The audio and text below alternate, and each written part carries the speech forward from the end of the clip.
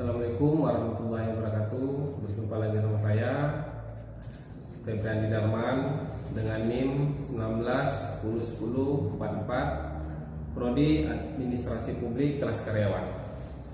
Di sini saya akan menjelaskan sedikit tentang apa yang dimaksud dengan e-government. E-government adalah menggunakan teknologi informasi dan komunikasi atau ICT untuk mempromosikan pemerintahan yang lebih efisien dan penekanan biaya yang efektif, kemudahan fasilitas, layanan pemerintah, serta memberikan akses informasi terhadap masyarakat umum dan membuat pemerintah lebih bertanggung jawab kepada masyarakat tersebut. Tanpa mengecilkan arti dari beragam contoh definisi yang telah dipaparkan sebelumnya, setidak-tidaknya ada 3 kesamaan karakteristik dari setiap definisi e-government, yaitu masing-masing adalah mekanisme interaksi baru atau modern antara pemerintah dengan masyarakat dan kalangan lain yang berkepentingan atau stakeholder, di mana melibatkan pengguna teknologi informasi, terutama internet, dengan tujuan memperbaiki mutu kualitas pelayanan yang sedang berjalan. E-government adalah teknologi informasi oleh pemerintah untuk memberikan informasi dan pelayanan bagi warganya, urusan bisnis, serta hal-hal lain yang berkenaan dengan pemerintahan e-government. Dapat diaplikasikan pada legislatif, yudikatif, atau administrasi publik untuk meningkatkan efisiensi internal, menyampaikan pelayanan publik atau proses pemerintahan yang demokratis. Dan ada pula di sini ada tujuan, ada manfaat, ada kelebihan, dan ada kekurangannya. Dan di sini saya akan bahas tentang tujuan. Apa sih tujuan dari e-government tersebut? Adapun tujuan dari dibangunnya e-government yaitu adalah membentuk jaringan atau transaksi layanan publik yang tidak dibatasi sekat waktu atau lokasi, serta dengan biaya yang terjangkau masyarakat secara umum. Penerapan e-government di berbagai negara yang dikaji mempunyai tujuan sebagai berikut.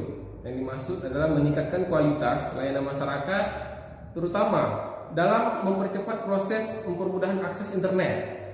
Masyarakat meningkatkan transparansi pemerintahan dengan memperbanyak akses pemerintah atau informasi publik, meningkatkan pertanggungjawaban pemerintah dengan menyediakan lebih banyak pelayanan dan informasi, serta menyediakan kanal akses baru kepada masyarakat, mengurangi waktu, uang, sumber daya lain, baik di sisi pemerintahan maupun pihak-pihak yang terlibat dalam memperpendek proses pemberian biaya tersebut atau pemberian layanan seperti itu. Dan adapun manfaatnya tersebut, di sini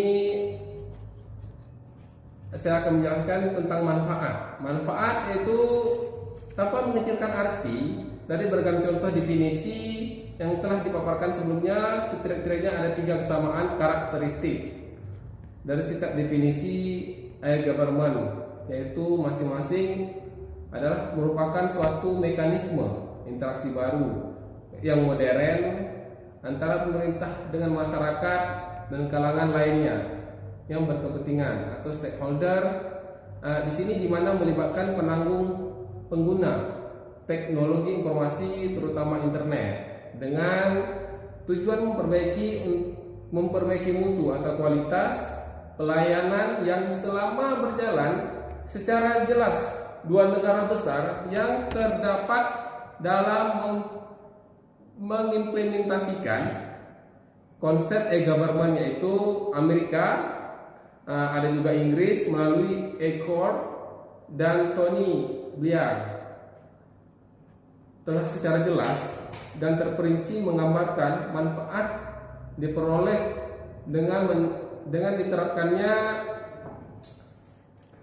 diterapkannya konsep e-government bagi suatu negara yang lain, memperbaiki kualitas pelayanan pemerintah, pada para stakeholdernya, masyarakat, kalangan bisnis, dan industri merupakan hal kinerja, efektivitas, dan efisiensi di berbagai bidang kehidupan bernegara, kelebihan dan kekurangan e-government.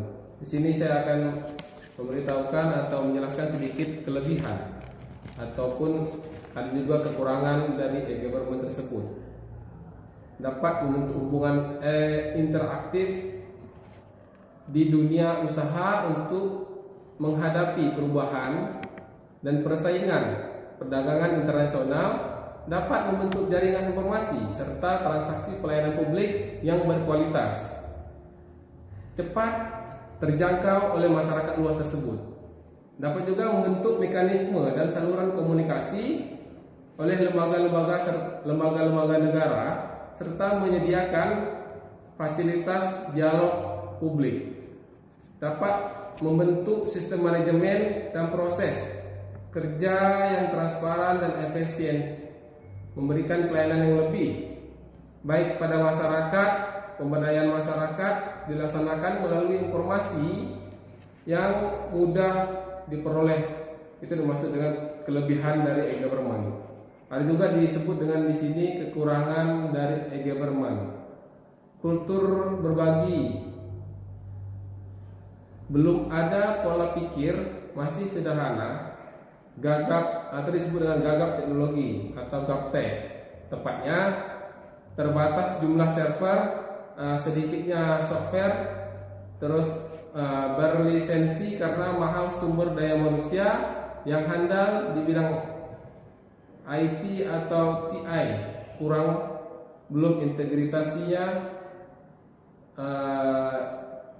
database tersebut. Itu yang disebut dengan kekurangan dan kelebihan.